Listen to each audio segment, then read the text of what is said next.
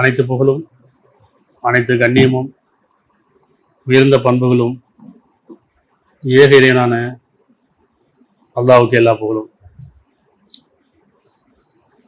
பயபக்தி, பயபக்தினா என்ன? பயபக்தி எல்லாம் பயபக்தி பக்தின்னு சொல்லுவாங்கல்ல. பயபக்தினா என்ன? பயபக்தினா பாவம் புண்ணியம். பயம்னா பாவம், பக்தினா புண்ணியம். பெரும்பாலும் நம்ம பயபக்தின்னு சொல்லுவோம். பயபக்தியான அடையாளங்கள் வச்சிருப்போம் நம்ம, இல்லையா? ஒவ்வொரு மதங்கள்லையும் ஒவ்வொரு அடையாளம் உண்டு பயபக்தியாளர் காமிச்சதுக்காக. அப்போ அந்த அடையாளம் கொண்டு நம்ம ஒரு பயபக்தியாளர் இவங்க, அதாவது திருநீர் வச்சிருக்காங்க, பொட்டு வச்சிருக்காங்க, தாடி வச்சிருக்காங்க, தொப்பி வச்சிருக்காங்க, இல்லை சிலுவை போட்டிருக்காங்க அப்படின்னா நம்ம அதை கொண்டு ஒரு பயபக்தியாளர்கள். முதல்ல பயபக்தினா என்ன அப்படின்னா, பயம் அப்படிங்கிறது பாவத்தின் அடிப்படையில், பக்தின்றது புண்ணியத்தின் அடிப்படை. அப்போ பயபக்திங்கிறது பாவ புண்ணியம். அப்போ எதெல்லாம் பாவம், எதெல்லாம் புண்ணியம்? எல்லா மதங்கள்லையும் பாவ புண்ணியத்துக்கான பரிகாரம் வச்சிருப்பாங்க, இறைவனை வழிபாடுக்கான சடங்குகள் வச்சிருப்பாங்க. வெவ்வேறு மதங்களில் வெவ்வேறு வழிபாடுகள். ஆனால் மனம் பாவ புண்ணியத்தை ஒரே மாதிரி அறிவிக்கும். மனசாட்சி எல்லா மனிதர்களுக்கும் பாவம்னா என்ன, புண்ணியம்னா என்ன, அந்த மனசாட்சி அறிவிக்கும். அதுல எந்த வேறுபாடு இருக்காது. அகத்துல இறைவனை வழிபடக்கூடிய அந்த வழிமுறை ஒரே மாதிரி தான் இருக்கும். இது பாவம், இது புண்ணியம். ஆனா புறத்துக்கு வரும்போது சடங்கா மாறி அதுதானே. பாவம்னா என்ன, புண்ணியம்னா எல்லாத்துக்கும் தெரியும். இதெல்லாம் தப்பு, அதெல்லாம் பாவம். இதெல்லாம் சரி, அதெல்லாம் புண்ணியம். தப்பு சரின்னு இது அறிவிக்கும் மனசாட்சி தானே. நம்முடைய எண்ணங்கள்ல, நம்முடைய பார்வையில, நம்முடைய பேச்சுகள்ல, நம்முடைய செயல்கள்ல சரி தப்பு. அப்ப எதெல்லாம் சரியோ அதெல்லாம் புண்ணியத்தின் வழிகாட்டுதல், எதெல்லாம் தப்போ அது பாவத்தின் வழிகாட்டுதல். அப்ப பிரித்தறியணும். பிரித்தறியும் போது நிதானம், கவனம், தியானம். ஞானம் பெற்றாதான் அந்த இறை வழிபாடு நம்ம பண்ண முடியும். இல்லை இறை வழிபாடு தான் பண்ணிட்டு இருக்கோம், சடங்கு தான் பண்ணிட்டு இருக்கோம். அப்போ ஒவ்வொரு மதங்கள்லையும் இறைவனை வழிபடுறோம். எப்படி வழிபடுறோம்? தொழுகை கொண்டு பிரார்த்தனை செய்கிறோம், அல்லது கும்பிட்டு பிரார்த்தனை செய்கிறோம், அல்லது ஜபிச்சு பிரார்த்தனை செய்கிறோம். பிரார்த்தனை ஒன்று தான், இறைவனை தான் வணங்குறோம், இறைவனை தான் பிரார்த்தனை பண்ணுறோம். ஆனால் வெவ்வேறு மதங்களில் வெவ்வேறு வழிபாடு. எப்படி? தொழுது நான் இறைவனை வழிபடுறேன், பிரார்த்தனை பண்ணுறேன், அல்லது நான் சபிச்சு எப்படி மண்டிட்டு இறைவனை வழிபடுறேன், அல்லது கும்பிட்டு வழிபடுறேன். அப்போ இறைவனை வழிபடுறதுக்கு வெவ்வேறு சடங்குகள் இருக்குல்ல. ஆனால் உணர்வு என்ன? நான் இறைவனை பிரார்த்திக்கணும், அவன்கிட்ட பாவமன்னிப்பு கேட்கணும், அதான் உண்மை. அப்போ எது உணர்வோ அதில் எந்த மாற்ற முடியாது. ஆனால் எப்போ உணர்ச்சிக்கு மாறிடும்னா புறத்தில் வரும்போது அது சடங்காக மாறிடும். அப்போ நம்முடைய தொழுகை சரியா இருக்கா, நம்முடைய வழிபாடு சரியா இருக்கா, நம்முடைய ஜபம் சரியா இருக்கா, நான் உண்மையான இறைவனை தான் வணங்குறேன்னா அது அந்த வணக்கம் வந்து உண்மையா இருக்குதா? என்ன புரிஞ்சுக்கணும்? உண்மையான இறைவனை நான் வணங்குறேன்னா என்னுடைய வணக்க வழிபாடு உண்மையா இருக்கா? ஏன் அப்படின்னா ஒவ்வொருத்துக்கும் காலம் கொடுக்கப்பட்டிருக்கு, நேரம் விதிக்கப்பட்டிருக்கு. காலம் எப்போ வேணா முடிய வரலாம், நேரம் விதிக்க வச்சு இல்லையா? நேரம் வந்துருச்சுன்னா காலம் முடியும். காலம் முடிஞ்சிருச்சுன்னா நம்முடைய பிரார்த்தனை கிடையாது, நமக்கான பாவமன்னிப்பு கிடையாது, நமக்காக யாரும் பாவமன்னிப்பு கேட்க முடியாது, இனிமேல் புண்ணியம் சம்பாதிக்க முடியாது, இல்லையா? அப்ப பாவம் அப்படிங்கிறது நம்முடைய அன்றாட வாழ்க்கையில நம்ம செய்யாம இல்லை, புண்ணியத்தை தவற விட்டுறோம், பாவத்தை கடைப்பிடிக்கிறோம். உணர்வின் அடிப்படையில், உணர்ச்சியின் அடிப்படையில், பொருள் அடிப்படையில் உணர்ச்சிக்கு போகும்போது நம்ம என்ன செய்றோம்? புண்ணியத்தை தவற விட்டு பாவத்தின் போக திரும்பிடுறோம். அப்போ நம்ம சிந்திக்க வேண்டியது என்னன்னு சொன்னால், இன்னைக்கு என்னுடைய காலம் கொடுக்கப்பட்டிருக்கு, எப்போ முடியுதுன்னு தெரியாது, நேரம் வந்துருச்சுன்னா செய்ய முடியும். இனிமேல் நான் என்ன செய்வோம், புண்ணியத்தலம் தேடி போக முடியாது, புண்ணியம் செய்ய முடியாது, எனக்காக யாரும் புண்ணியம் செய்ய முடியாது இல்லையா? அப்போ ஒவ்வொரு நாள் நம்ம கொடுக்கப்பட்ட கால அவகாசம். இப்போ நான் சரியான உணர்ந்து இறைவனை வழிபடுறேன்னா, என்னோட வழிபாடு உண்மையாக இருக்கா, நான் உண்மையான இறைவனை தான் வழிபடுறேன்னா நம்ம சிந்திக்கணும். நம்ம பெரும்பாலான பின்பற்றி சடங்குகளை பின்பற்றிட்டு இருக்கோம். இறைவனை வழிபடுற பேரில் வழிபாடு தலங்களுக்கு போயிட்டு நான் தொழுகிறேன், நான் ஜபிக்கிறேன், நான் கும்பிடுறேன்றோம். முதல்ல தொழுகைனா என்ன, வழிபாடுனா என்ன புரிஞ்சுக்கணும்ல. தொழுகை மானக்கேடான விட்டும் உங்களை தடுக்கும் சொல்றான். தொழுகை உங்களை மானக்கேடான விட்டும் உங்களை தடுக்கும். அப்போ எனக்கு எதெல்லாம் மானக்கேடா இருக்குதோ அதெல்லாம் தடுக்கப்பட்டாதான் நான் தொழுகிறேன்னு அர்த்தம். நான் வேறு சடங்காக தொழுகிறேன், சடங்காக நான் கோயிலுக்கு போகிறேன், மசூதிக்கு போகிறேன், சர்ச்சுக்கு போகிறேன், ஆனால் மானக்கேடான விஷயங்கள் என்கிட்ட இருக்குது, மனசாட்சிக்கு உதவமான காரியங்கள் என்கிட்ட இருக்குது அப்படின்னா அது தொழுகை கிடையாது, அது சடங்கு. நம்ம என்ன செய்யணும், தொழுகைன்னா வழிபாடு தலம் மட்டும் போகணும்னு நினைக்கிறோம். வழிபாடு தலம் எது? நம்முடைய உள்ளம், இல்லம், நாம் எங்கெல்லாம் வந்து போகிறோமோ, அதாவது வாணிபம், பொருளாதாரம் எங்கே ஈட்டுறோமோ, உறவுகள் எங்கெல்லாம் நெருங்க, நண்பர்கிட்ட போகிறோமோ, எங்கே போனால் நம்ம எங்கெல்லாம் இருக்கிறோமோ அங்கெல்லாம் வழிபாடு, இறைவனை வழிபடும். இதுக்குன்னு ஒரு வழிபாடு தலம் கிடையாது. இறைவனை வழிபடுறது வழிபாடு தலம் கிடையாது. உணர்வு, உள்ளட்சம், இதை கொண்டு தான். வீடுகளில் இருக்கும்போது எப்படி இறைவனை வழிபடணும், வெளியே போகும்போது எப்படி இறைவனை வழிபடணும், நண்பர்களோட, உறவுகளோட அல்லது வியாபாரம், தொழில் வரும்போது இறைவனை நான் வழிபடுறேனா, அது வெறும் சடங்கா நான் வெறும் வழிபாடு தலங்க மட்டும் போயிட்டு சடங்கு பின்பற்ற வந்துடும், அவ்வளோதான். இதில் புண்ணியம் இருக்கானா? புண்ணியம் கிடையாது, பாவம் இருக்கு. ஏன்னா இறைவன் சொல்றான், எதை நான் அவனுக்கு கட்டளையிட்டனோ அதை நிறைவேற்றவில்லைங்கிறான். இது சடங்குது, எதை இறைவன் நமக்கு கட்டளையிட்டானோ, எந்த நோக்கத்தை அவன் படைத்தானோ அதை நிறைவேற்றவில்லை. தெரிஞ்சிருக்கிறோமா என்னைக்காச்சும்? அப்போ பாவம் புண்ணியம்ங்கிறது தான் பயபக்தி. அப்புறம் பயபக்தி நினைச்சிருக்கிறோம், அடையாளங்கள் நினைச்சிருக்கிறோம். மதத்தின் அடிப்படையில், சடங்கின் அடிப்படையில் இதுதான் பயபக்தி நினைச்சிருக்கோம். பயபக்திங்கிறது உணர்வு, உள்ளட்சம், பாவம் புண்ணியத்தை பிரித்தறிகிறது. இன்னைக்கு எல்லா மதங்கள்லையும் எல்லா மத குருமாரங்களும் பயபக்தியை அடையாளம் வச்சுக்கிறாங்க. ஆனால் அவங்கள்ட்ட பயபக்தி இருக்கான்னு பார்க்கணும். நம்ம அவங்கள தானே பின்பற்றுறோம், ஒவ்வொருத்தரும் அவங்க மதத்தை பின்பற்றுறோம், மத குருமார்களை பின்பற்றுறோம். அவங்க உண்மையாக இருக்காங்களா அப்படின்னா இல்லை. ஏன்னா அங்கே உணர்வு, உள்ளட்சம் கிடையாது, பயபக்தி கிடையாது, சடங்குகள் இருக்குது, அவங்கள்ட்டையும் மானக்கேடான விஷயங்கள் நடந்துட்டு தான் இருக்குது. மதத்தை போதிக்கிறவங்க சரி, மார்க்கத்தை போதிக்கிறவங்க சரி, அவங்கள்ட்டையும் மானக்கேடான விஷயங்கள் இருக்க தான் செய்யுது. அப்போ யாரும் தூய்மையாளர் கிடையாதுல்ல, தூய்மை விரும்புகிறோம். அப்போ வேதம் என்ன சொல்லுது? இந்த வேதத்தை கொண்டு நாம் இறைவனை உணர்றோமா? இது நினைவுட்டு நல்ல விஷயம்.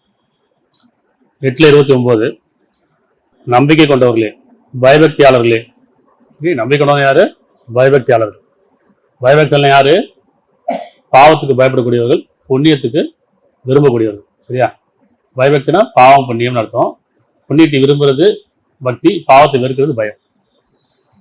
8:29 நம்பிக்கை கொண்டவர்களே அப்படின்னா பயபக்தியாளர்களே, நீங்கள் அல்லாஹ்வுக்கு அஞ்சி நடந்து கொள்வீர்களானால், உங்களை படைத்த இறைவனுக்கு, ஏக இறைவனுக்கு அஞ்சி நடந்து கொள்வீர்களானால் அவன் உங்களுக்கு பிரித்தறிந்து நடக்கூடிய நேர்வழி காட்டுவான். எப்போ நம்மளோட உள்ளட்சம் இருக்கோ, பயபக்தி இருக்குதோ, கடவுளுக்கு பயப்படணும் அப்படின்னு எப்போ மனசாட்சி நம்ம கட்டுப்படுறோமோ, இறைவன் சொன்னால் உங்களுக்கு பிரித்தறிந்து நடக்கூடிய, பாவத்தையும் புண்ணியத்தையும் பிரித்தறிந்து நடக்கூடிய வழி காட்டுவான். இன்னும் உங்களை விட்டு உங்கள் பாவங்களை போக்கி இன்னும் உங்களை மன்னிப்பான். இன்னும் அல்ல மகத்தான அருள்குடையவன் இல்லையா? இப்ப இந்த வசனம் என்ன சொல்லுது நமக்கு? இது தொழுகை. இந்த வசனத்தை ஓதிட்டு போயிடுவாங்க. ஓதுறது கிடையாது, உணரக்கூடியது, உணர்ந்து பின்பற்றக்கூடியது. இந்த வசனத்தை பின்பற்றினா அது தொழுகை. ஏன்னா நீங்கள் தொழுகைக்கு இருக்கும்போது போதையில் ஆகிவிடாதீங்கிறான். நான் என்ன ஒரு எனக்கே தெரியாம போதையில் நெருங்காதீங்கிறான். அப்ப எந்த ஒரு வழிபாடும் சரி, எந்த ஒரு இறைவன் இருக்கக்கூடிய எந்த ஒரு செயலாக இருந்தாலும் சரி, உணராம, சிந்திக்காம, பிரித்தறியாம, மூட நம்பிக்கையோட நம்ம பின்பற்றணும்னு சொன்னா அது மூட நம்பிக்கை, சடங்கு. அப்ப நான் செய்யற காரியங்கள் சரியா தப்பா? அப்ப என்ன சொல்றேன், நீங்க நம்பிக்கையாளர்களே, அல்லாஹ்வுக்கு அஞ்சி நடந்து கொள்வீர்களானால், உங்களுடைய உள்ளட்சம் இருக்குமானால் அவன் உங்களுக்கு பிரித்தறிந்து நடக்கக்கூடிய, பாவத்தையும் புண்ணியத்தையும் பிரித்தறிந்து நடக்கக்கூடிய நேர்வழி காட்டுவான். எது நேர்வழி? பாவத்தையும் புண்ணியத்தையும் பிரித்தறிகிறது. இதுல எண்ணங்கள்ல இருந்து ஆரம்பிக்குது. என்னோட எண்ணம் பாவமா இருக்க, புண்ணியமா இருக்க, என்னுடைய வார்த்தைகள் பாவமான வார்த்தையா இருக்கா, புண்ணியமான வார்த்தையா இருக்கா? என்னுடைய செயல் பாவமானதா இருக்கா, புண்ணியமானதா இருக்கா? நமக்கு தெரியும் தானே, எண்ணங்கள் பல கேடு இருக்கு, பாவமான எண்ணங்கள் இருக்கு. நம்முடைய வார்த்தைகள் கோபமா, அவசரத்துல, பெருமையில, போராமையில, போட்டியில, புறம் பேசுறதுல பாவமான வார்த்தைகள் இருக்குல்ல. அதே மாதிரி நம்முடைய செயல் வரம்பீர செயல். அப்ப இந்த பாவத்தையும் புண்ணியத்தையும் பிரித்தறிக்கூடிய வழியை காட்டுறீங்க, அதான் நேர்வழி. அவன் உங்களுக்கு பிரித்தறிந்து நடக்கூடிய நேர்வழி காட்டுவான். இன்னும் உங்களை விட்டு உங்கள் பாவங்களை போக்கி உங்களை மன்னிப்பான். இன்னும் அல்ல மகத்தான அருளுடையவன். இறைவனுடைய அருளை விரும்பணும்னு சொன்னா பயபக்தி அவசியம். பயபக்தினா என்ன? பாவத்தையும் புண்ணியத்தையும் பிரித்தறியது அவசியம். பாவத்தை விட்டு விலகிறதும் புண்ணியத்தை வழிபடுறதும் இறைவனை வழிபடுறது. அதுதான் தொழுகை, அதுதான் கும்பிடுதல், அதுதான் ஜபம். படைப்பு நோக்கம் அதானே. உங்களில் செயலில் அழகானவர் யார்? உங்களில் புண்ணியத்தை செய்யக்கூடியவர் யார்? உங்களில் பாவத்தை விலகக்கூடியவர் யார்? படைப்பு நோக்கம் அதுதான். மனிதர்களையும் ஜின்களையும் என்னை வணங்குவதற்காக வேண்டி நான் படைக்கவில்லை, எனக்கு கீழ்படுவதற்காக, என்னை கட்டுப்படுவதற்காக தான் படைச்சிட்டாங்க. அப்போ உங்களில் செயலில் அழகான செயல் எது? புண்ணியமான செயல், அழகான செயல். அப்போ நம்ம ஒவ்வொரு வசனம் படிக்கும் போதெல்லாம் இதை நான் பின்பற்றினா அது தொழுகை. ஆனால் வசனம் படிச்சுட்டு போயிடுறேன், ஓதிட்டு போயிடுறேன் அப்படின்னா அது சடங்கு. ஒரு சடங்காக நான் கோயிலுக்கு போயிட்டேன், மசூல் போயிட்டேன், சர்ச்சு போயிட்டேன், நான் டெய்லி தொழுகிறேன், டெய்லி கும்பிடுறேன், டெய்லி நான் பிரார்த்தனை பண்ணுறேன்னா அந்த பிரார்த்தனை எப்படி பயன் தரும்னா பயன் தராது. எந்த ஒரு காரியமும் செய்யாமல் நான் பலனை மட்டுமே விரும்பினேன். எப்படி? எந்த ஒரு செயல் செய்யலை, பலன் மட்டும் விரும்புகிறேன். பலன் என்ன? பிரார்த்தனை பண்ணுறோம் இல்லையா? இறைவன் எதை கட்டளையிட்டாலும் நிறைவேற்றாமல் வெறும் பிரார்த்தனை மட்டுமே இருக்குது நமக்கு. அது சடங்கான பிரார்த்தனை. துன்பம் வரும்போதும் கஷ்டம் வரும்போதும் கவலை வரும்போது பிரார்த்தனை பண்ணுறோம். இறைவன் சொல்கிறான், உன் துன்பத்தும் கஷ்டத்துக்கு நீ தான் காரணம். ஏன்? நான் எதை கட்டளையிட்டோம் நிறைவேற்றவில்லை இல்லையா? 80-23 வேதத்தில் இருக்க ஒவ்வொரு வசனமும், குரான்ல இருக்க ஒவ்வொரு வசனமும் பின்பற்றதான் தொழுகையை தவிர வெறும் சடங்கா நான் ஓதிட்டு போயிடுறேன், படிச்சுட்டு போயிடுறேன், அது எனக்கு புரியல விளங்கலைன்னா நம்ம சரி எந்த ஒரு தொழுகையும் இறைவன் ஏற்றுக்கொள்ளப்பட மாட்டாது, எந்த ஒரு பிரார்த்தனையும் ஏற்றுக்கொள்ளப்பட மாட்டாது. 80-23 எதை கட்டளையிட்டனோ அதை அவன் நிறைவேற்றுவதில்லை. யாரு? மனிதன். இறைவன் எதை கட்டளையிட்டானோ அதை அவன் நிறைவேற்றுவதில்லைங்கிறான். கட்டளை எங்க இருக்கு? இப்ப நம்முடைய ஆன்மாவா இருக்கு, மனசாட்சியா இருக்கு. இல்லைன்னு சொல்றான், ஆன்மாவின் மீதும் அதை செவ்வாய் ஆக்கியவன் மீதும் சத்தியமாக. ஒவ்வொருத்துக்கும் ஆன்மா கொடுக்கப்பட்டிருக்கு, அது உணர்வா இருக்கு, அது உள்ளட்சமா இருக்கு. நீங்க அதுக்கு பயந்து கொள்ளும்போது அவங்களுக்கு பிரித்து அந்த நேர்வழி காட்டும். நன்மை தீமையும் பிரித்தறிவிக்கும், பாவத்தையும் புண்ணியத்தையும் பிரித்தறிவிக்கும், உண்மையும் பொய்யும் பிரித்தறிவிக்கும். அப்ப அது கட்டளை. இது மனசாட்சி தான் கட்டளை. அந்த கட்டளையை அவன் நிறைவேற்றுவதில்லைங்க. அது சொல்லுது, நமக்கு மனசாட்சி சொல்லுது, எண்ணம் சரியில்லை, இது பாவமான எண்ணம், இது தவறான பார்வை, இது பாவமான பேச்சு, பாவமான செயல், விலகிக்கும்னு சொல்லுது. விலகுறதில்லை, நிறைவேற்றதில்லை. அப்போ புண்ணியம் எது? உணர்வு, உள்ளட்சம், பணிவு. அது நம்மளுடைய இருக்கானா? இல்லை, பெரும்பாலும் பெருமை தான் இருக்கு, போராமல் இருக்கு, போட்டி இருக்கு. இதை வச்சுட்டு தான் நம்ம தொழுகிறோம், இதை வச்சு தான் நம்ம கோயிலுக்கு போகிறோம், கும்பிடுறோம், இதை வச்சு தான் நம்ம ஜபிக்கிறோம். உள்ள தூய்மை இல்லாமல் இறைவன் நெருங்க முடியாது, பிரார்த்தனையும் கிடையாது. உள்ளம் அசுத்தமாக இருக்கு, எண்ணம் அசுத்தமாக இருக்கு, பார்வை அசுத்தமாக இருக்கு, செயல் அசுத்தமாக இருக்கு. ஆனால் பிரார்த்தனை மட்டும் எப்படி பயன் தரும்? இறைவன் யாருடைய பிரார்த்தனை ஏற்றுப்பான்? யாருடைய தொழுகை ஏற்றுப்பான்? யாருடைய வணக்க வழிபாடு ஏற்றுப்பான்? தூய்மையாளர்களே தானே. உள்ள தூய்மை. உள்ள தூய்மைன்னு என்ன? எண்ணம் தூய்மை. 107 4, 5, 6 அத்தியாயம் 107 4, 5, 6. முதல்ல வசனத்தோட மனசு வச்சுங்க, அதோட அப்படி லிங்க் பண்ணிக்க. இன்னும் தொழுகையாளி கேடுதான். எந்த தொழுகையாளி? வணக்க வழிபாடு செய்கிறாங்க இல்லையா? எல்லா மதத்திலையும் தொழுதல் அப்படின்னா, எல்லா மதத்திலுமே தொழுதல்னா இறைவனை வழிபடுதுன்னு அர்த்தம். அப்ப தொழுகையாளி கேடுதான்.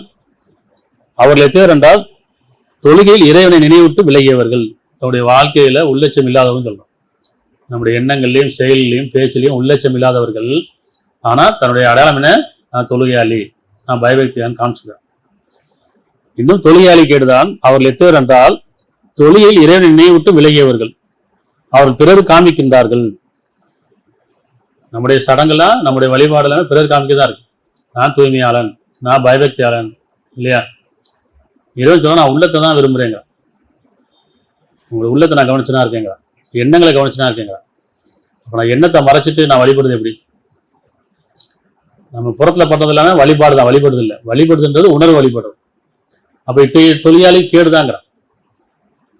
புரியுதா? உங்களுடைய தொழில் ஏற்றுக்கொள்ளப்பட மாட்டாது. ஏன்னா நீங்கள் அவன் எதை கட்டளையிட்டாலும் நிறைவேற்றவில்லைங்க. நீங்கள் பிறர் காமிக்கிறீங்கிறான். அடையாளங்களாலும் மதத்தினாலும் சடங்கினாலும் பிறர் காமிக்கிறீங்க. 8:35 இன்னும் பள்ளிவாசல்களில் அவருடைய தொழுகை எல்லாம் சீட்டி அடிப்பதும் கைத்தட்டுவதும் தவிர வேறு இல்லைங்க. பள்ளிவாசல் என்ன? வழிபாடு தலங்கள்ல உங்களுடைய தொழுகை, ஏன்னா அந்த தொழுகை கேடுதான்றான். அவர்கள் அல்லாஹ் எதை கட்டளையிட்டாலும் நிறைவேற்றுவதில்லை, அவர்களுக்கு கேடுதான். இன்னும் பள்ளிவாசலில் வழிபாடு தலங்களில் அவருடைய தொழுகை எல்லாம் சீட்டி அடிப்பதும் கைத்தட்டுவது தவிர வேறு இல்லை. அப்படின்னு அர்த்தம். வேடிக்கை விளையாட்டா இருக்குங்க. அப்படிதானே இருக்கு. வழிபாடு தலம் எப்படி இருக்கு? வேடிக்கை விளையாட்டு தானே. சீட்டி அடிப்பாங்க, கைத்தட்டுவாங்க. வேடிக்கை விளையாட்டுக்கு போனா, பொழுதுபோக்கு போனா இல்லையா? வேடிக்கை பார்க்க போனா கைத்தட்டதும் சீட்டி அடிக்கும் இருக்கு. இவன் அப்படிதான் சொல்றான். உங்களுடைய வழிபாடு தலங்கள்ல உங்களுடைய தொழுகை எல்லாம், உங்களுடைய வழிபாடு எல்லாம் வேடிக்கை விளையாட்டா இருக்குங்க. இன்னும் பள்ளிவாசல்களில் அப்படின்னா பள்ளிவாசல் நினைக்கூடாது, வழிபாடு தலங்களில் அவருடைய தொழுகை எல்லாம் சீட்டி அடிப்பதும் கைத்தட்டுவது தவிர இல்லை. நீங்கள் நிராகரித்தின் காரணமாக வேதனையை சுவையுங்கள். எதை நிராகரிச்சோம்? இறைவனை எதை கட்டளையிட்டாலும் நிறைவேற்றவில்லை, நிராகரிச்சிட்டீங்க. மனசாட்சி நிராகரிச்சுட்டு வெறும் சடங்கு பண்ணிட்டு இருக்கீங்க, வேடிக்கை விளையாட்டு பண்ணிட்டு இருக்கீங்க. உங்களுடைய தொழுகை கேடுதாங்க. பிறர் காமிக்கான தொழுகை எது? அதனால இது நிராகரித்தின் காரணமாக வேதனை சுவையுங்கள் என்று சொல்லப்படும். இப்ப வழிபாடு தலங்கள் என்ன இருக்குது? வேடிக்கை விளையாட்டு தானே. அப்ப பயபக்தினா என்ன? பாவம் புண்ணியம். பாவம் புண்ணியம் எங்க இருக்குது? உணர்வா இருக்குது, அது உள்ளட்சமா இருக்கு. இப்போ பாவம் புண்ணியங்கிறது தான் பயபக்தி. இதுவரைக்கும் பயபக்தினா அடையாளங்கள் வச்சுக்கிட்டோம் இல்லையா? மத அடையாளங்கள் வச்சுக்கிட்டோம், சடங்கு பண்ணிக்கிட்டோம், இது பயபக்தின்னு காமிச்சுக்கிட்டோம். இறைவன் சொல்றான் பாவம் புண்ணியம் தான் பயபக்திங்கிற. அப்ப எண்ணங்கள் எனக்கு பாவம் இருக்குதா? பாவம் என்ன? பிறர் பத்தியான எண்ணம், என்னை பத்தியான பெருமையான எண்ணம், பிறர் பத்தியான தாழ்வான எண்ணம், தவறான எண்ணம், பார்வை தவறா இருக்குது, எண்ணம் தவறா இருக்கு, பேச்சுகள் தவறா இருக்கு. அப்ப இதெல்லாம் இருக்கும்போது எப்படி தொழில் ஏற்றுக்கொள்ளப்படும்? எப்படி பிரார்த்தனை ஏற்றுக்கொள்ளப்படும்? 29:45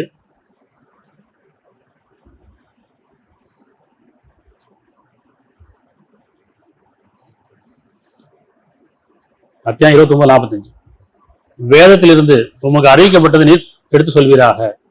வேதத்திலிருந்து உமக்கு அறிவிக்கப்பட்டதை எடுத்து சொல்வீராக. இன்னும் நீரும் அதில் நிலத்தி நிற்பீராக.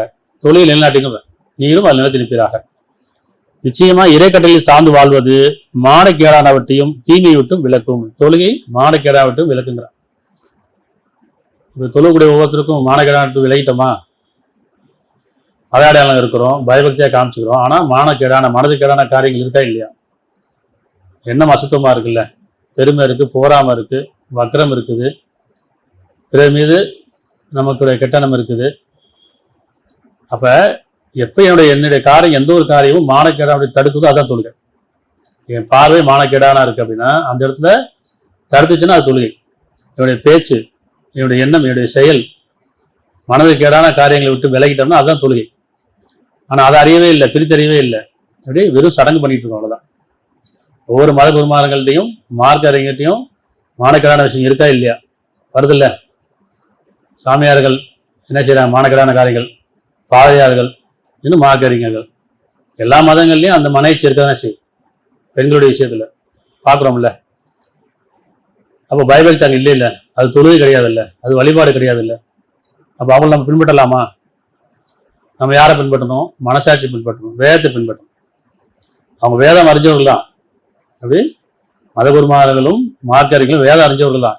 ஆனா பயபக்தி இல்லையே.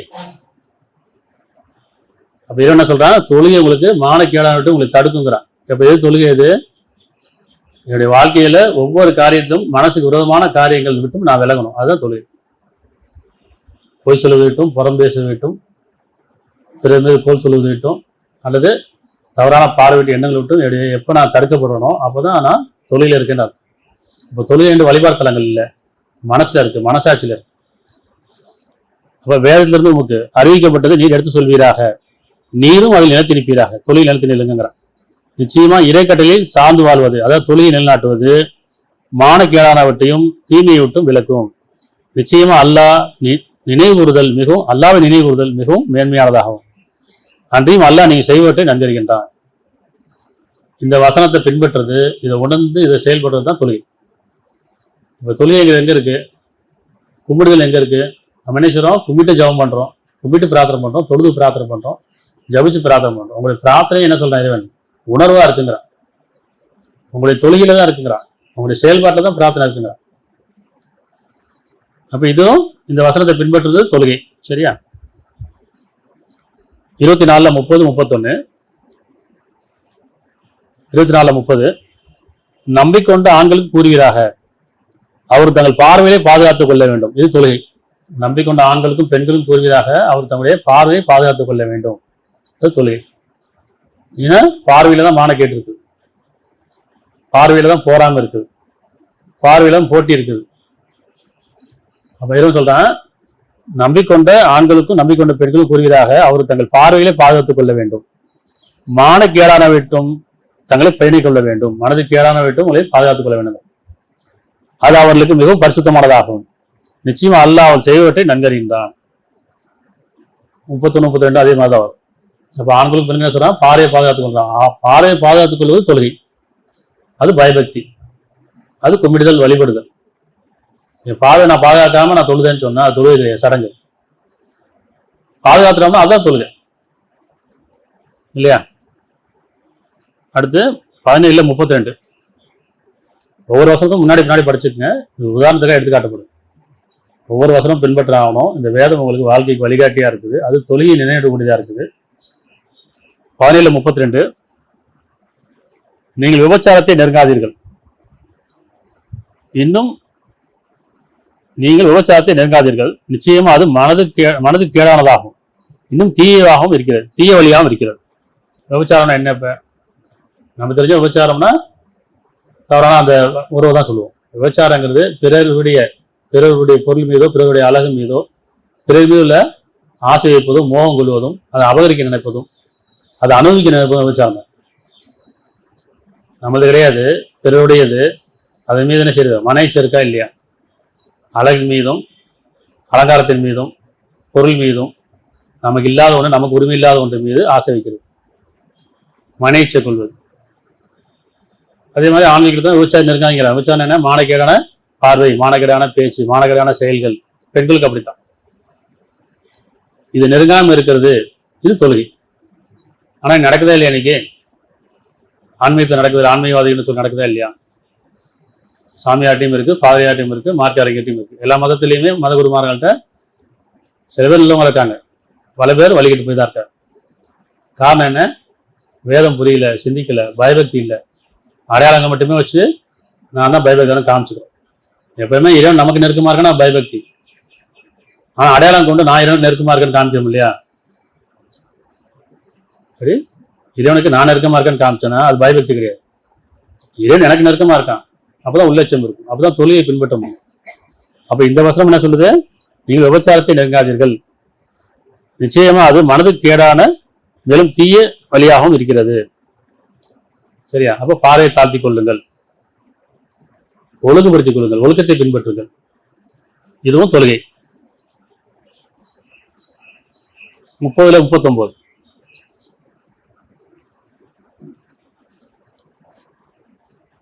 39 மனிதருடைய முதலீடுடன் சேர்த்து பெருகும் பொருட்டு நீங்கள் வட்டிக்கு விடுவீர்களானால் அது அல்லாஹ்விடத்தில் பெருகுவதில்லை.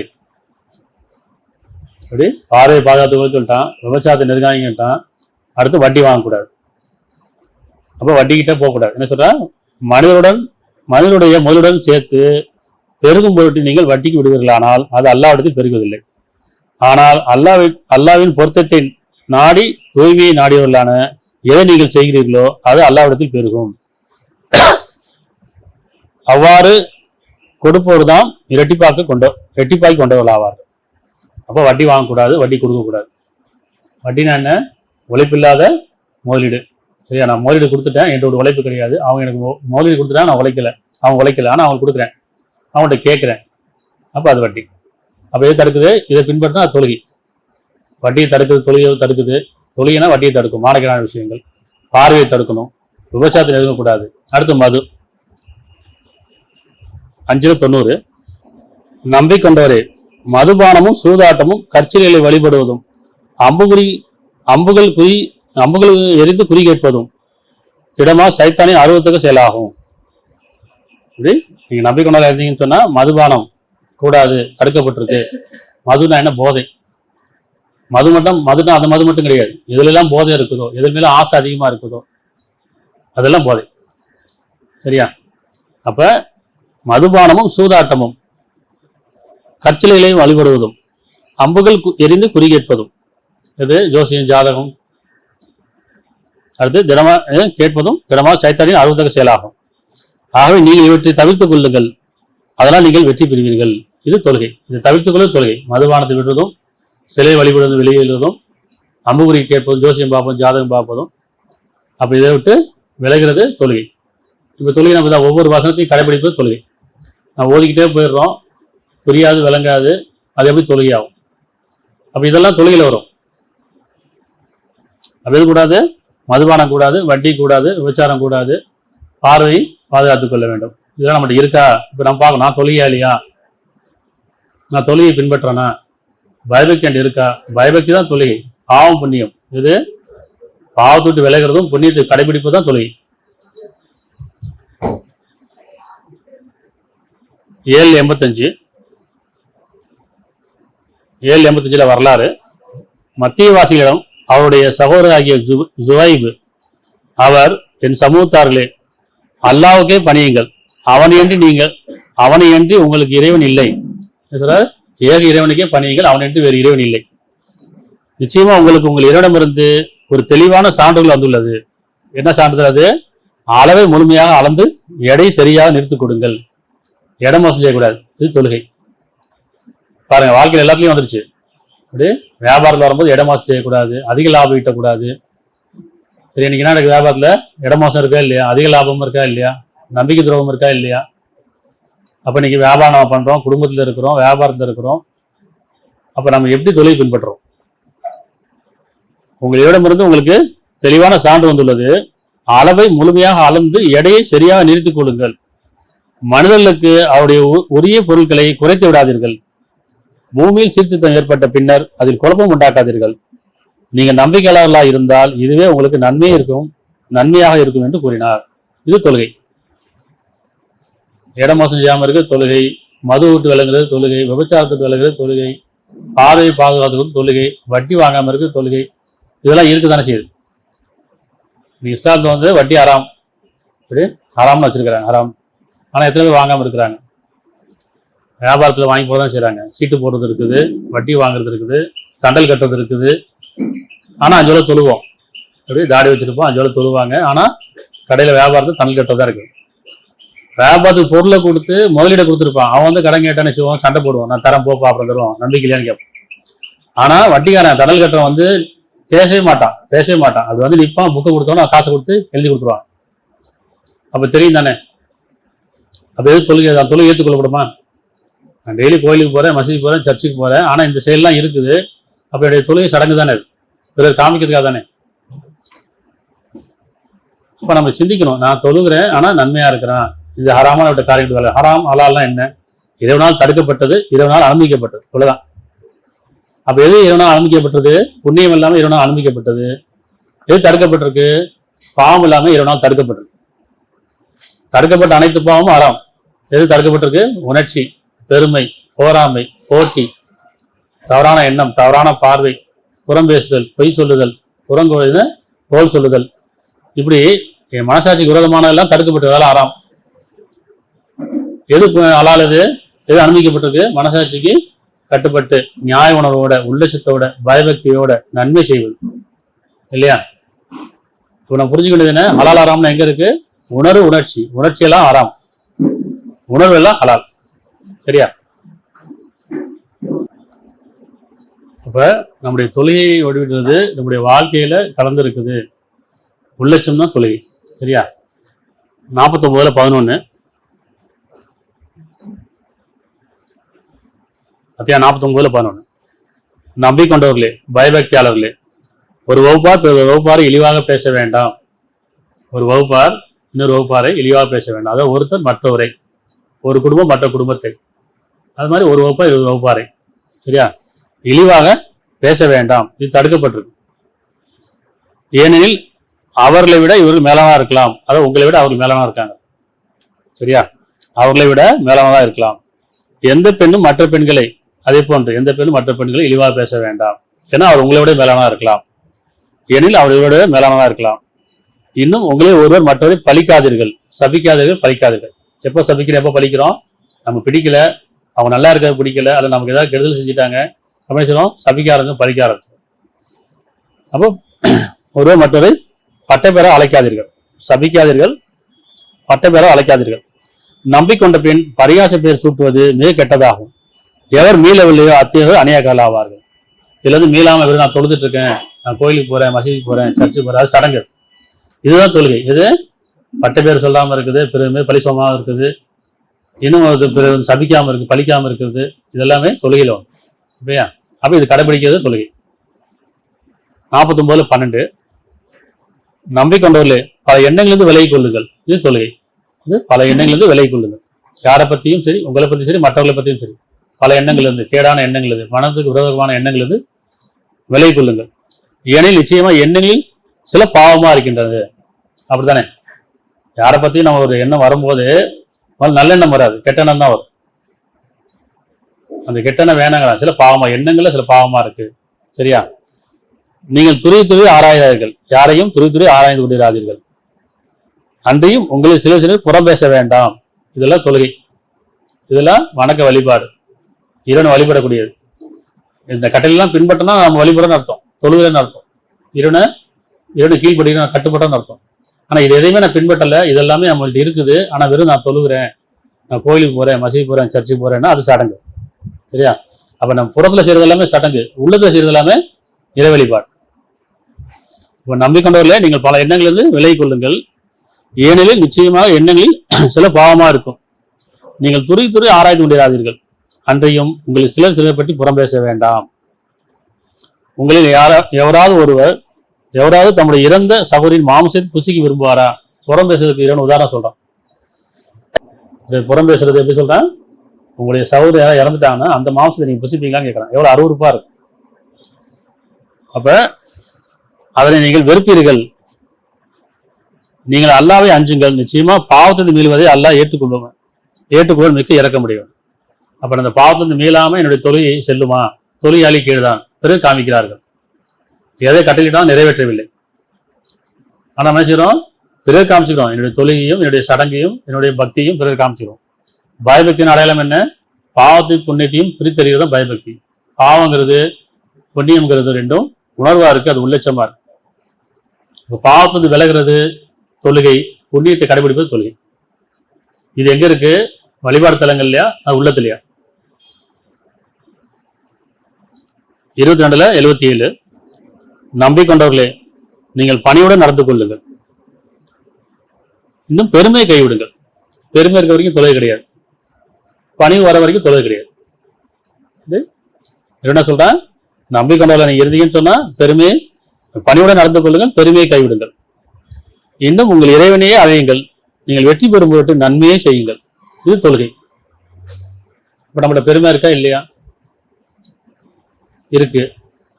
இப்படி பெருமையை காமிச்சுக்கிறோம், பெருமைப்படுத்த நினைக்கிறோம், பிறரை புகழும் நினைக்கிறோம், புகழ விரும்புகிறோம். அப்ப பெருமையை கைவிடுங்கிற, பணியோடு நடந்து கொள்ளுங்கிற. பணிவு ரொம்ப அவசியம். பணிவு தான் தொழுகை. இப்போ நம்ம பணிவு இருக்கா? இப்போ நம்மளே பார்த்தோம், நம்மகிட்ட பணிவு இருக்கா, பெருமை இருக்கா? பணிவு இருந்தால் தொழிலை கடைபிடிக்கணும் அர்த்தம், பெருமை இருந்தால் தொழிலை விட்டுட்டு அர்த்தம். அப்போ உங்கள் இறைவனே அலையுங்கள், மேலும் நீங்கள் வெற்றி பெறும் போட்டு நன்மை செய்யுங்கள். நன்மை செய்யணும் என்ன? புண்ணியம். எது புண்ணியம்? என் மனசுல இதெல்லாம் நன்மைன்னு படுது, நல்லதுன்னு படுது, இறக்கம் படுது. இப்படி ஒருத்தர் மீது இறக்கப்படுறேன், அவங்க கருணை புரியணும்னு நினைக்கிறேன், அவங்களுக்கு உதவி செய்யணும்னு நினைக்கிறேன். அப்போ பிறர் மீது இறக்கப்படுறது நன்மை செய்யறது, பிறருக்கு உதவி செய்யறது நன்மை செய்யறது, பிறரை மன்னிக்கிறது நன்மை செய்யறது, பிறர் நல்லா இருக்கும்னு நன்மை செய்யறது. ஆனா பிறர் நல்லா இருக்கு நினைக்கிறோமா? அப்ப இந்த தொழிலாளி கேடு தானே, பிறர் நல்லா இருந்தா பிடிக்க மாட்டேங்குது, அப்படிதானே? அப்ப தொழில் எங்க இருக்கு? இப்ப உள்ளத்துலேயும் உணர்வாக தானே இருக்குது, செயல்பாட்டில் தானே இருக்குது, சடங்கா இல்லை. இப்போ வழிபாடு தலங்களில் கிடையாது. 4:36 நம்ம எல்லாத்தையும் ஒரு வசனம் பார்க்குறோம். இது எல்லாமே நான் கடைப்பிடிக்கமா பார்க்குறோம். இந்த வீட்டுக்கு போயிட்டு இதெல்லாம் நோட் பண்ணி வச்சுங்க. இதெல்லாம் கடைப்பிடிச்சா தொழிலாளின்னு அர்த்தம். இல்லைன்னா தொழிலாளி கேடுதான் தான், இவன் சபிக்கிறான், கேடுதாங்கிறான். 4:36 இந்த தொழுறவங்களுக்கு ஒரு வசனம் கூட புரிஞ்சிருக்காது. 5 வேளை டெய்லி 5 வேளை தொழுகிறேன் அப்படின்னு சொல்லக்கூடியவங்களுக்கு, பெரும்பாலும் தொழுகிறது இல்லை. அப்படி தொழக்கூடியவங்களுக்கு பார்த்தீங்கன்னா ஒரு வசனம் புரியாது. ஒரு 10 வசனம் தெரியும், ஒரு 10 சூறாக்கள் தெரியும், அவ்வளோதான். அதே கடைப்பிடிக்கிறது இல்லை. 4:36 மேலும் அல்லாவே வழிபடுங்கள், அதாவது இறைவனை வழிபடுங்கள், அவனுடன் எதனையும் இணையாக்காதீர்கள், அவனுக்கு எதையும் இணையாக்காதீர்கள். மேலும் தாய் தந்தையர்களுக்கும் நெருங்கிய உறவினருக்கும் அனாதைகளுக்கும் ஏழைகளுக்கும் அண்டை வீட்டுள்ள உறவினர்களுக்கும் அருகில் உள்ள அண்டை வீட்டாருக்கும் கூட்டாளியா இருப்பவருக்கும் நேர்வில் இருப்பவருக்கும் உங்களிடம் உள்ள உதவியாளர்களுக்கும் அன்போட உபகாரம் செய்யுங்கள். இது தொழுகை. புரியுதா? ஒரு வசனமா படிக்கும், ஒரு லைனா படிக்கும்போது பாத்தீங்கன்னா நீங்க அல்லாஹ்வை வழிபடுங்கள், இறைவனையே வழிபடுங்கள். சரியா? அது தொழுகை. அவனை எதையும் இணையாக்காதீர்கள், அது தொழுகை. தாய் தந்தருக்கு நன்மை செய்யுங்கள், நெருங்கிய உறவினருக்கு நன்மை செய்யுங்கள், அனாதைகளுக்கு நன்மை செய்யுங்கள், ஏழைகளுக்கு நன்மை செய்யுங்கள், அண்டை வீட்டுள்ள உறவினர்களுக்கும் அருகில் உள்ள அண்டை வீட்டாருக்கும் அன்போடு உபகாரம் செய்யுங்கள், கூட்டாளி இருப்பவருக்கும் அன்போடு உபகாரம் செய்யுங்கள், நேர்வில் இருப்பவருக்கும் உங்களுடைய உள்ள உதவியாளருக்கும் அன்போடு உபகாரம் செய்யுங்கள். அன்போடு உபகாரம் செய்வது, அவங்களுக்கு இரக்கம் காட்டுவது, கருணை புரிவது, அவங்களுக்கு உதவி செய்வது, இதெல்லாம் தொழுகை இல்லையா? நிச்சயமா அல்லாஹ் கர்வமுடையோரையும் வீண் பெருமுடையோரையும் இப்ப நேசிப்பதில்லை. அப்ப நம்முடைய கர்வமும் வீண் பெருமையும் தான் தொழுகை கிடையாது, நம்முடைய பிரார்த்தனை பயன் தராது, அது சடங்கா மாறு. அப்ப இதை நம்ம பின்பற்றுறோமா, இதை கடைபிடிக்கிறோமான்னு பார்க்கணும்.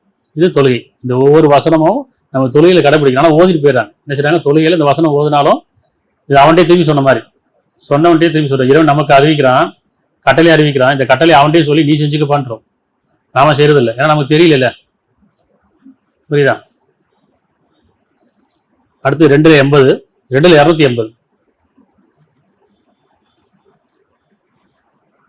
அன்றையும் கடன்பட்டவர்கள் கஷ்டத்தில் இருப்பின். கடன்பட்டவங்கள்ட்ட நீங்க யாரையா கடன் கொடுத்தீங்கன்னு சொன்னா அவங்க கஷ்டத்தில் இருக்காங்க, கஷ்டத்துல கடன் வாங்குறாங்க. இப்போ அவங்க கடன் கொடுக்க முடியாம கஷ்டப்படுறாங்க வச்சுங்களேன். அன்றையும் கடன்பட்டவர் கஷ்டத்தில் இருப்பின், வசதியான நிலை வரும் வரை காத்திருங்கள். உதவி செஞ்சாச்சு, கஷ்டம்னு வந்துட்டாங்க, கடன் கேட்டாச்சு, கொடுத்தாச்சு, நெருக்கடி பண்ண வேண்டாம். கஷ்டத்தை கேட்க வந்திருக்கிறாங்க, அப்போ கொடுத்தாச்சுக்கு அப்புறம் பொறுமையா இருங்கிறான். வசதியா வர வரைக்கும் அவன் கொடுக்குற வரைக்கும் பொறுமையா இல்லையா விட்டுருங்க, அல்லாஹ்வா விட்டுருங்க. எப்படி? அன்றையும் கடன்பட்டவர்கள் கஷ்டத்தில் பின் வசதியான நிலை வரும் வரை காத்திருங்கள். இன்னும் சத்தியத்துக்காக நன்மைக்காக விட்டு விடுவீர்களானால், நீங்கள் அறிவீர்களானால் உங்களுக்கு நன்மையாக இருக்கும். இது தொழுகை. புரியுதா?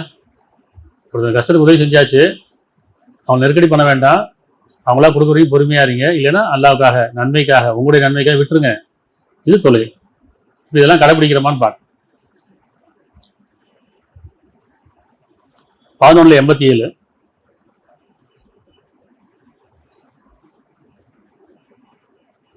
அது ஒரு வரலாறு. இந்த வரலாறுல அவர்கள் ஜுவைபே நாங்கள் எங்கள் மூதாதையர்கள் வணங்கி தெய்வங்களை விட்டுவிடுமாறும், நாங்கள் எங்கள் மூதாதையர்கள் வணங்கிய தெய்வங்களை விட்டுவிடுமாறும், அல்லது நாங்கள் எங்கள் பொருட்களை எங்கள் இச்சைப்படி செலவு செய்வதை தடுத்து விடுமாறு உங்களுடைய தொழுகையா உண்மை ஏவுகிறது. இப்போ தொழுகை என்ன புரியுதா? சடம் கிடையாது, இணைவு விட்டு விலகிறது, வீண் வரையம் செய்யாம இருக்குது, பெருமைக்காக செலவு செய்யாம இருக்கிறது, பயபக்தியை கூட செலவு செய்யறது.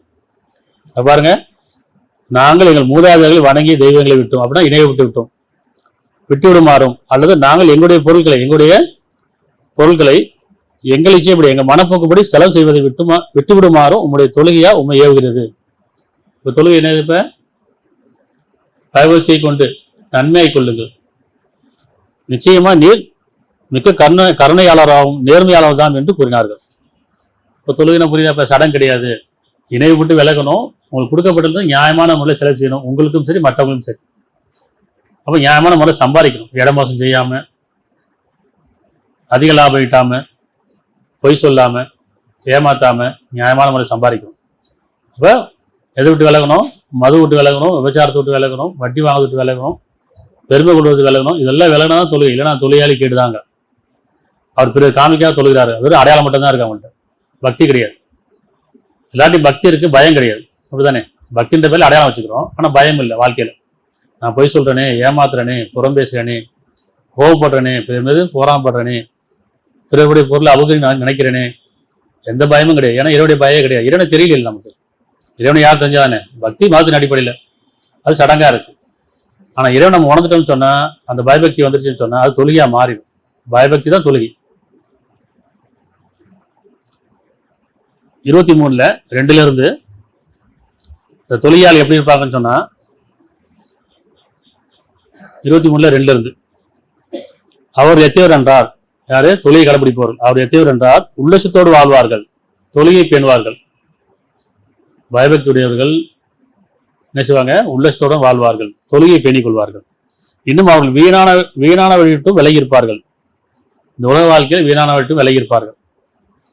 தூய்மையானவற்றை கொடுத்து வருவார்கள். மேலும் அவர் அசுத்தமான எண்ணங்களில் தங்களை காத்துக் கொள்வார்கள்.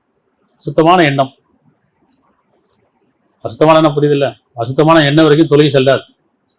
அப்படி நம்ம சுத்தப்படுத்திக்கலாம், குளிச்சுக்கலாம், புதுசாக ட்ரெஸ் போட்டுக்கலாம், ஆனாலும் எண்ணம் அசுத்தமா இருக்கும். அப்போ உங்களுக்கு தொழுகை செல்லாது. ஆனால் அழுக்கா ட்ரெஸ் இருக்கேன், நான் குளிக்கலை, ஆனால் அழுக்காக தான் இருக்கேன், ஆனால் எண்ணம் தூய்மையாக இருக்குன்னா அந்த பிரார்த்தனை ஏற்றுக்கொள்ளணும். அது தொழுகை. இப்போ இறைவன் உள்ளத்தை தான் பார்க்குறான், உடைய பார்க்கல, நிறத்தை பார்க்கல, இல்லையா? அப்போ உள்ளம் எதை விரும்புதோ அதுவே தொழுகை. அப்போ மேலும் அவர் அசுத்தமான எண்ணங்களில் இருந்தும் தங்களை காத்துக்கொள்வார்கள். மேலும் அவர்கள் தங்கள் மனைவியிடமோ அல்லது தங்கள் வழக்கரம் சொந்தமாய் கொண்டு தவிர நிச்சயமாக பழிக்கப்பட மாட்டார்கள். மனைவிடம் உண்மையா இருப்பாங்க, வழக்கரம் சொந்தமாயிட்ட கண்ணியமாக நடந்து கொள்வாங்க. வழக்கம்னா தப்பா வச்சுக்கூடாது. ரைட் ஹேண்டு, உங்களுக்கு நெருக்கமானவர்கள், உங்களுக்கு உண்மையானவர்கள், நல்லெண்ணம் கொண்டவர்கள், அது ஆணாக இருக்கலாம் பெண்ணாக இருக்கலாம். ரைட் ஹேண்ட்னா அப்படி தானே. ஆனால் இவங்க தப்பா அர்த்தம் வச்சிருப்பாங்க. அப்படி கிடையாது. மனைவிட்டு உண்மையா இருப்பாங்க, மனைவி துவம் செய்ய மாட்டாங்க, கணவன் துவம் செய்ய மாட்டாங்க. அதே நேரத்தில் நெருக்கமானவர்கள் வந்து நல்லெண்ணம் கொண்டவர்கிட்ட கண்ணியமாக நடந்துப்பாங்க. இன்னைக்கு அப்படியா இருக்கு? இன்னைக்கு அப்படி இல்லை. அப்போ அது தொழுகை கிடையாது. அப்போ யார் இதை பேடிக்கோ அதான் தொழுகை. தொழுகையால் எப்படி இருப்பாங்க? தங்கள் மனைவியிடமோ தங்கள் வழக்கரம் சொந்தமாகி கொண்டவரை தவிர நிச்சயமா அவர் பழிக்கப்பட மாட்டார்கள். இதற்கு அப்பால் எவர் இச்சையை கொள்கிறார்களோ அவர் வரமீறர் ஆவார்கள். இன்னும் அவர்கள் தங்களிடம் உள்ள அமானித பொருட்களையும் தங்கள் வாக்குறுதியை காப்பாற்றுவார்கள். இது தொழுகை.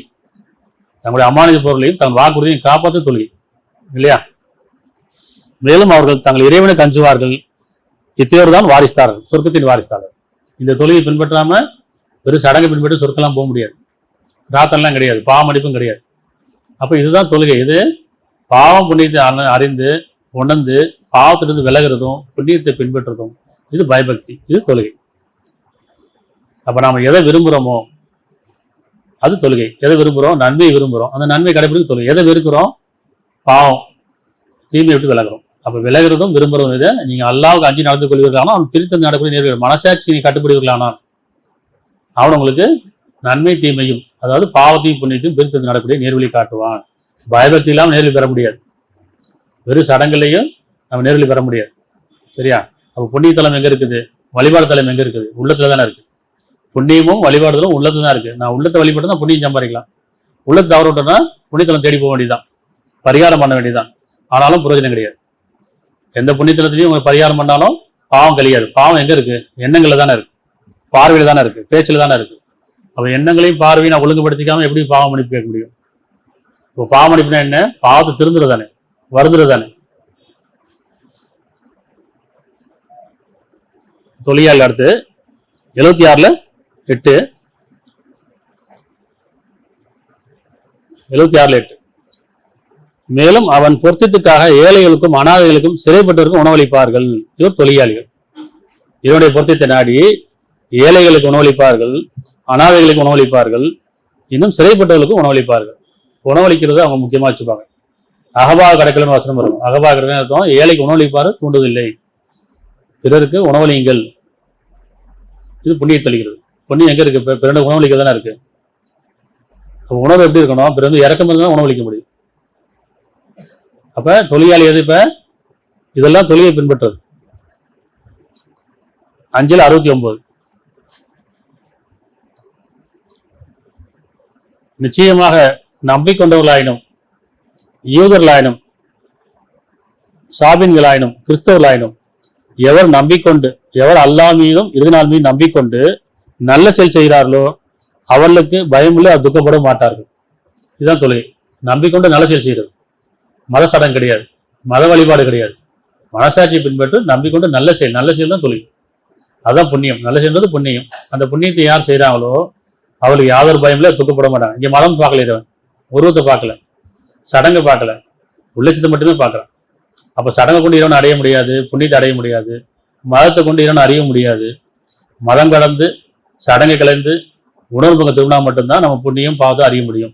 இல்லைன்னா மத சடங்கு தான் போயிட்டு இருப்போம், சம்பிரதாயம் தான் பின்பற்றிட்டு இருப்போம் இல்லையா? இப்போ புண்ணியம் எங்க இருக்கு? இப்ப கிழக்குல மேற்குல கிடையாதுங்கிறான். உங்களுடைய புண்ணியம் என்பது உங்களுடைய உள்ளத்துல தான் இருக்குங்கிறான். நாம என்ன செய்யறோம்?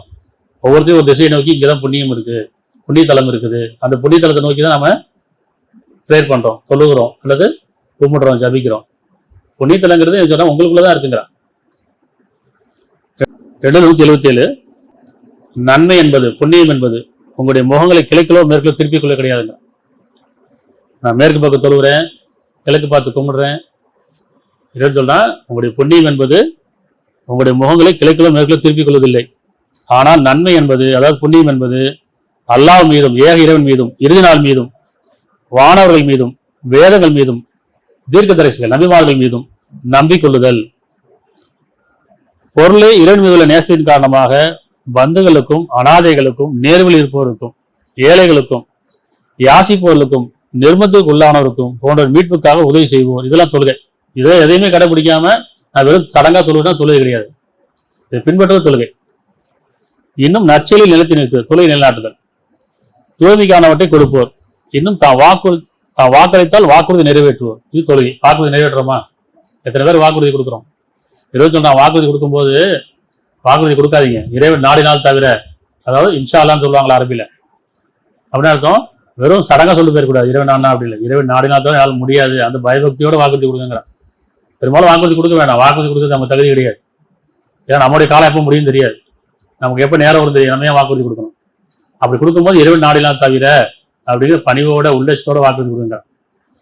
அப்படி கொடுக்கும்போது இறைவன் உதவி செய்யும் போது வாக்குறுதி நிறைவேற்றுங்கிறான். அப்ப இன்னும் தாம் வாக்களித்தால் வாக்குறுதியை நிறைவேற்றுவோர். துன்பத்திலும் கஷ்டத்திலும் பெரும் போராட்டத்தின் போதும் உறுதியுடனும் பொறுமையோடு இருப்பவர் தான் நன்னறியாளர்கள். இவர் தான் பயபக்தியாளர்கள். இப்ப யார் தொழிலாளி? இப்ப பயபக்தி யாருது? இது 277 பின்பற்றணும். இது தொழுகை, இது கடைபிடித்தல். ஆனா எதுவுமே தெரியாது, வேதம் தெரியாது, வேதம் புரியாது, வெறும் ஓதிட்டு போயிடுறேன். ஓதுனா மந்திரம், அது சிதிச்சா மட்டும் வேதம், அது குர்ஆன் பிரித்தறிதல். இது எதையுமே நமக்கு தெரியாம வெறும் நான் சடங்கை பண்றேன்னா தொழுகை ஏற்றுப்பானா? தொழுகை நல்லா சொன்னா தொழுகையாளி கேடுதான். பிறர் காமிக்கிறார்கள். சொற்ப நேரம் வேண்டி அல்லாஹ் நினைவு கூறுவதில்லை, சொற்ப நேரம் வேண்டி நினைவு கூறுவதில்லை, சொற்ப நேரம். தொழுகை நிலநாட்டுக்குன்னு சொல்றான். உள்ளட்சத்து நிலத்தில் இருங்கிறான், பயபக்தியில் நிலத்தில் இருங்கிறான். ஏன்னா பயபக்தி தான் உங்க நல்ல செயலை தூண்டும், நல்ல செயலுக்கு வழிகாட்டும். பயபக்தி எப்ப இல்லையோ, பயம் எப்ப நீங்கிச்சோ, பக்தி எப்ப நீங்கிச்சோ, அப்பயே நம்முடைய செயலாம் பாலா போயிடும், எண்ணங்கள் பாலா போயிடும். அப்படித்தானே? பயபக்தியோட சைத்தான் நெருங்க மாட்டான். பயபக்தியாளர் என்ன சொன்னா, உன்னோட நல்லடியார்களை தவிர உள்ளச்சமுடையதோ நான் வழி எடுப்பேங்கிறான். எப்போ நம்மளோட பயபக்தி இருக்குதோ, எப்போ நம்ம தொழிலில் இருக்கிறோமோ, அப்போ சைத்தான் இருக்க மாட்டான். மனைச்சி இருக்காது, பெருமை இருக்காது, போராமை இருக்காது, போட்டி இருக்காது, கெட்ட எண்ணம் இருக்காது. எப்போ தொழிலை தவற விட்டுறோம், பயபக்தி நீங்க தொழிலை தவற விட்ட இப்போ சைத்தான் நெருக்கிடுவான். எல்லா காரியங்களும் அழகா காட்டுவான். அவ்வளவுதான்.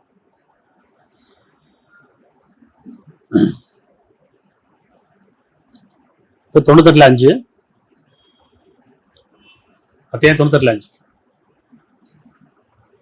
அல்லாஹ்வுக்கு உண்மையாளர்களாக, படைத்தவனுக்கு உண்மையாளர்களாக, ஏக இறைவனுக்கு உண்மையாளர்களாக, அவன் பொருத்தத்துக்குரியவர்களாக. அவன் பொருத்தம் கிடையாது.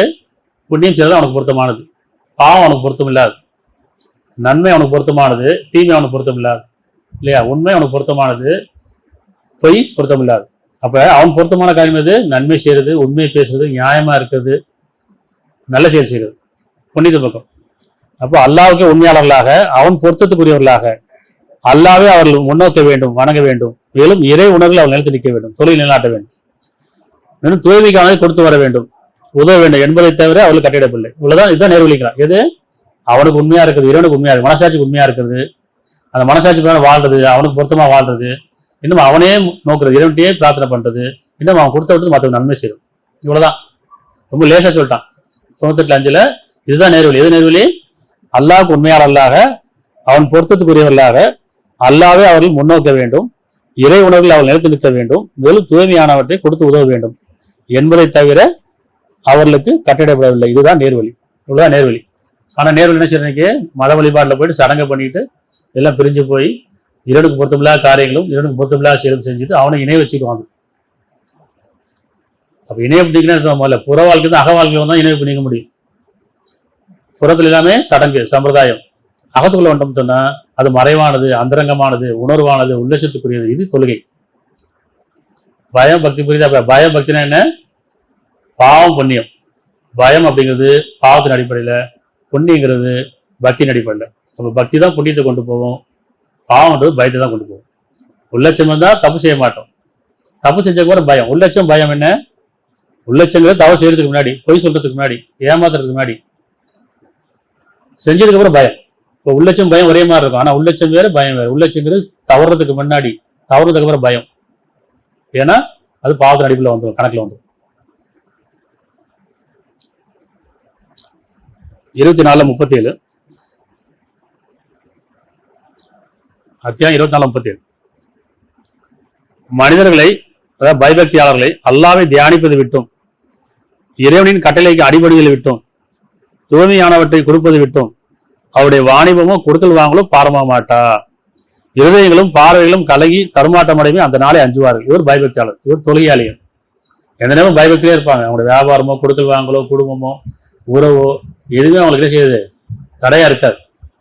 எல்லாத்துலையும் பயபக்தியோடு இருப்பாங்க. குடும்பத்திற்கும் பயபக்தியோடு இருப்பாங்க, உள்ளத்திலேயும் இருப்பாங்க, இல்லத்திலையும் இருப்பாங்க. அதே மாதிரி வாணிபம் வந்தாலும் சரி, நட்பு உறவுகள் எங்க தான் சரி, உலகத்துல எங்க வாழும் போதும் சரி, அந்த பயபக்தி என்ன செய்யும், அந்த நாளே அஞ்சவலா இருப்பான்.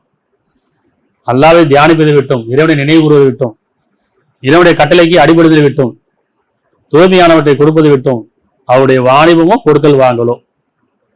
என்ன சொல்ல, வியாபாரம் அப்படித்தான் பொய் சொல்லாம வியாபாரம் பண்ண முடியும் சொல்றாங்கல்ல. வியாபாரம் அப்படி பொய் சொல்லாம வியாபாரம் முடியும். வட்டிக்கு வாங்காம எப்படி வியாபாரம் பண்ண முடியும்? வட்டி கொடுக்காம எப்படி வியாபாரம் பண்ண முடியும்? இடம் மோசம் செய்யாம எப்படி வியாபாரம் பண்ண முடியும்? லாபம் விட்டாம எப்படி வியாபாரம் பண்ண முடியும்? கேட்குறோமா இல்லையா? இதை சொல்றான், எது நியாயம் அப்படிங்கிறது தான் லாபம். நியாயமானது, உண்மையானது, நன்மையானது. உங்க வியாபாரத்தை அழகை செய்யுங்க. அங்க தொழில் நிலைநாட்டுங்கள்.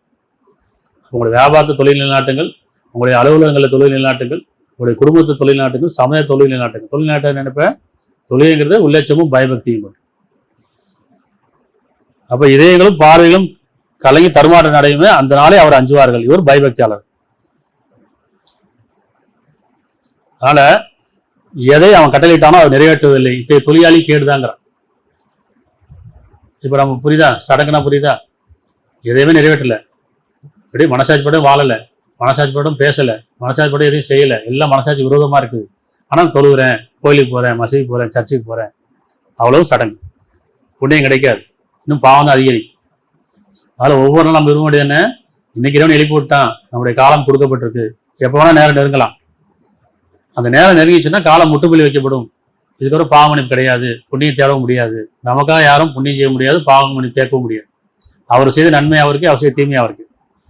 அது கணவனாக இருந்தாலும், மனைவியாக இருந்தாலும், பெற்றோர் பிள்ளைகள் இருந்தாலும் சரி, யாருக்கு யாரும் உதவி செய்ய முடியாது. செய்ய முடியுமா? தடுக்கப்பட முடியுமா? அதனால நாம் விரும்பிய தொழில் நிலைநாட்டணும். தொழில் என்னப்ப மானக்கேடான விட்டும் தடுக்கணும், மனசுக்கு விரோதமான காரியங்கள் விட்டு தடுத்துறதா தொழில். அப்போ எங்கெல்லாம் என்னுடைய மனசுக்கு விரோதமான காரியங்கள் செய்யணும், அங்கெல்லாம் நான் உணர்வு பெற்றுட்டு அதுல இருந்து விலகிட்டேன்னு சொன்னா தொழில் நிலைநாட்டம் நடக்கும். பார்வை கெடுதா, இது மனசாட்சி விரோதமானது. எண்ணம் கெடுதா, மனசாட்சி விரோதமானது. செயல், பேச்சு, இப்ப தொழில் நிலைநாட்டுங்கிற அதை விட்டு விலகுங்க. என்ன சொல்றேன்? மதுபானம், சூதாட்டம், கட்சியில் வழிபடுவது, வட்டி வாங்குவது, விபச்சாரம் பண்ணுவது, பொய் சொல்வது, ஏமாத்துவது, புறம் பேசுவது, தோல் செல்வது, பழி சுமத்துவது, சபிப்பது, இது எல்லாமே தடுக்கப்பட்டது. இதெல்லாம் ஹராம். பாவமான செயல் அனைத்தும் ஹராம், பாவமான எண்ணங்கள் அனைத்தும் ஹராம். ஹராம் என தடுக்கப்பட்டது. அரபில் ஹராம்னா தடுக்கப்பட்டது. அப்ப பாவமான காரியங்கள் அனைத்தும் ஹராம். பாவமான எண்ணமே ஹராம் தான். பாவமான பேச்சு ஹராம், பாவமான பார்வை செயல் ஹராம், பாவமான சம்பாத்தியம் ஹராம். அப்ப ஹலால் எது? புண்ணியமானது, நியாயமானது, உண்மையானது, நன்மையானது, இதெல்லாம் ஹலால். அப்ப ஹலால் ஹராம்னு நினைச்சிருக்கோம். கறிக்கடையில் போய் கோழி வாங்குறது, ஆடு வாங்குறது, பாயா எடுத்தா போதும் ஹலாலா இருக்கும்னு சொல்லி. அப்படி கிடையாது. ஹலால் ஹலாம்ங்கிறது இறைவனா அனுமதிக்கப்பட்டது, தடுக்கப்பட்டது. தடுக்கப்பட்ட அனைத்தும் பாவம், அனுமதிக்கப்பட்ட அனைத்தும் புண்ணியம். இப்ப நம்மள்ட்ட இதெல்லாம் தடுக்கப்பட்டிருக்கு, நம்ம பார்க்கணும். இது தொழில் நிலைநாட்டுறது. நம்மள்ட்ட இதெல்லாம் தடுக்கப்பட்டிருக்கோ, அது நம்மளுக்கு இருக்கா, அதை நம்ம தடுத்துக்கணும். அனுமதிக்கப்பட்டதெல்லாம் அப்படி இருக்கா, அல்லது நம்ம அனுமதிச்சுக்கணும், அவ்வளவுதான். அதனால உங்களின் செயலில் அழகானவர் யார்? புண்ணியம் செய்யக்கூடியவர் யார்? இதுதான் படைப்பின் நோக்கமே. உங்களில் செயலில் அழகான யார் என்று சோதிப்பதற்காக தான் மரணத்தையும் வாழ்வையும் படைச்சேங்கிறான். மரணம் விதிக்கப்பட்டு தான் காலம் கொடுக்கப்பட்டிருக்கு, நேரம் விதிக்கப்பட்டாச்சு, தீர்ப்பு ஏற்கனவே வழங்கப்பட்டாச்சு. பாவத்துக்கான கூலி இது, புண்ணியத்துக்கான கூலி இதுன்னு ஏற்கனவே தீர்ப்பு வழங்கப்பட்டாச்சு. அந்த தீர்ப்பு தான் நம்ம வாழ்ந்துட்டு இருக்கோம். அப்போ நம்ம பயம் என்ன? நமக்கு என் பாவத்துக்கான கூலி ஏற்கனவே வழங்கப்பட்டாச்சு, நான் பாவம் செஞ்சு என்னை அடைஞ்சிரும். புண்ணியத்துக்கான கூலி ஏற்கனவே வழங்கப்பட்டாச்சு, புண்ணியம் செஞ்சு என்னை வந்து அடையும். நம்பிக்கை என்ன? புண்ணியம் செய்யும்போது நான் நல்லா தான் இருப்பேன், எனக்கு நன்மை தான் நடக்கும். பாவம் செஞ்சால் கண்டிப்பாக எனக்கு தீமை தான் நடக்கும். உங்களுக்கு எந்த ஒரு கேடு வந்தாலும் கரங்களால் சம்பாதிச்சுன்னு சொன்னா இல்லையா? இல்லைன்னு சொன்னால் உங்களுக்கு எந்த ஒரு கேடு வந்தாலும் கரங்களால் சம்பாதித்தார். ஏன்னா ஏற்கனவே விதிக்கப்பட்டது. உங்களுடைய கேடுக்கு, கேடான எண்ணத்துக்கும், கேடான செயலுக்கும், கேடான பேச்சுக்கான கூலி உங்களை வந்து அடையும். அவன் எந்த ஒரு நன்மையாக அல்லாட்டு வந்து அவனுடைய கருணை கொண்டும் மன்னிப்பை கொண்டும் கொடுக்கப்பட்டிருக்கு. அப்போ நன்மைக்கு நன்மை, தீமைக்கு தீமைக்கு கூலி. இதுதான் விதி. யாருக்குனாலும் விதிக்கல, செயலுக்கான கூலி தான் விதிக்கப்படும். அதனால் தடுக்கப்பட்ட பாவத்துட்டு விலகி கொள்ளுங்கள், அனுமதிக்கப்பட்ட புண்ணியத்தின் மீது வாழுங்கள். அந்த புண்ணியங்கிறது மனது தான், மனதில் வாழுங்கள். மனங்கிறது என்ன? உணர்வும் உள்ளட்சமும் பயபக்தி. அதுதான் புண்ணியத்தலம், அதுதான் வழிபாடு தலம். இது தவிர வேறு எங்கேயுமே கிடையாது. புண்ணியத்தலம் வழிபாடு தான் வேறு எங்கேயுமே கிடையாது. வேறு எங்கேயும் புண்ணியத்தை நம்ம தேடி போக முடியாது. எங்கேயுமே இறைவனை வழிபாடு செய்ய முடியும், வழிபாடு தான் செய்ய முடியும், வழிபட முடியாது. அதனால ஆன்மாவின் மீதும் அதை செவ்வாய் ஆக்கியமே சத்தியமாக அப்பால் அதுக்கு நன்மை தீமை பிரித்தறிவித்தான். யார் அதை பேணிக் கொள்கிறாரோ அவர் வெற்றி அடைந்து விட்டார், அவர் புண்ணியத்தை தேடிக்கொண்டார். யார் உதாசப்படுகிறாரோ தோல்வி அடைந்து விட்டார், அவர் பாவத்தை தேடிக்கொண்டார். புரியுதா? அதில் பாவம் புண்ணியங்க தான் பயபக்தி. அதனால் பயபக்தின்னு சொல்றோம். உங்களுக்கு சடங்கு சொல்றேன், நான் பயபக்தி நான் பயபக்தியா இருக்கேன் அப்படின்னு அர்த்தம். பாவத்தையும் புண்ணியத்தையும் நான் அறியாமல் இருக்கிற வரைக்கும் பயபக்தி சடங்கு. எப்போ பாவத்தையும் புண்ணியத்தை நம்ம தெரிஞ்சிட்டோமோ, எப்போ மனசாட்சி கட்டுப்போறோம் அது பிரித்தறிவிக்கும் இது பாவம் புண்ணியம். சரியா? அதனால் இது எல்லாமே பின்பற்றுறது தொழுகை. இது எதையுமே நான் பின்பற்றவே இல்லை, ஓதிக்கிட்டே போறேன், சடங்கா இருக்குன்னு சொன்னா நம்முடைய பிரார்த்தனை பயன் தராது, நம்முடைய புண்ணியமும் நமக்கு வந்து சேராது. அதில் தொழுகைங்கிறது என்ன? சடங்கு கிடையாது, வழிபாடு தலங்களில் கிடையாது, அடையாளங்களில் கிடையாது. அது உணர்வும் உள்ளட்சமும். இந்த வசனங்களை இது நினைவூட்டு நல்ல விஷயம். ஏற்கனவே நம்ம மனசாட்சி இருக்குது, தவறோட போது நினைவூட்டுறான். இன்னைக்கு நம்ம நினைச்சிடும், இன்னையிலேருந்து இப்போலேருந்து நான் தொழில் நிலைநாட்டுறேனா, இவனுக்கு உண்மையாக இருக்கானா, அவனுக்கு பொருத்தமான காரியங்களை செய்கிறானா, அவனையே நான் முன்னோக்குறேனா, இன்னும் அவன் கொடுத்தது நன்மை செய்கிறானா, கொடுக்கப்பட்ட என்ன காலம் கொடுக்கப்பட்டிருக்கு அல்லது நன்மை செய்கிறானா, நேரம் கொடுக்கப்பட்டு அல்லது நன்மை செய்கிறானா, உணர்வு கொடுக்கப்பட்டு அல்லது நன்மை செய்கிறானா, இறக்கம் கொடுக்கப்பட்டு அல்லது நன்மை செய்கிறானா. கொடுக்கப்பட்டது நன்மை செய்யுங்க, கிடைக்கப்பட்டது நன்மை செய்யுங்க. தீமை செய்யாமல் இருக்கீங்க, செய்யாட்டாலும் பாரு, நன்மை செய்யாட்டாலும் பாரு, தீமை செய்யாமல் இருக்கீங்க. ஆனால் பெருமாள் நன்மை செய்ய விட தீமை தான் அதிகமாக செய்யணும். அதனால் எண்ணங்கள் பாதுகாக்கப்படணும், பார்வை பாதுகாக்கப்படணும், நாவு பாதுகாக்கப்படணும். இறைவன்ட்டு வந்து நம்ம நினைச்சிடும், இறைவனே எங்களையும் குடும்பத்தாரையும் நம்பிக்கொண்ட ஆண்களையும் பெண்களையும் நன்மையை முந்திக் கொண்டவர்களாகும், தீமையிலிருந்து எங்களை தடுப்பாயாக, நரக வேலையிலிருந்து எங்களை பாதுகாப்பாயாக, நீங்கள் நேர்வழி காட்டும்போது இதை எங்களை தவறு மாதிரி விட்டு விடாத இறைவனே, முற்றிலும் ஒன்று வழிபடு வழியில் எங்களை அறிவிச்சுக்கூட பிரார்த்தனை வைப்போம். அது தொழுகை நீங்கள் புரிஞ்சுட்டு என்ன? தொழுகைங்கிறது மனசுல தான் இருக்குது, மனசாட்சியில தான் இருக்குது, நன்மையில தான் இருக்குது, உண்மையில தான் இருக்குது தொழுகை. இது இல்லாமல் எந்த தொழுகையும் கிடையாது. இது எல்லாமே சடன். இறைவன் போதுமானவன்.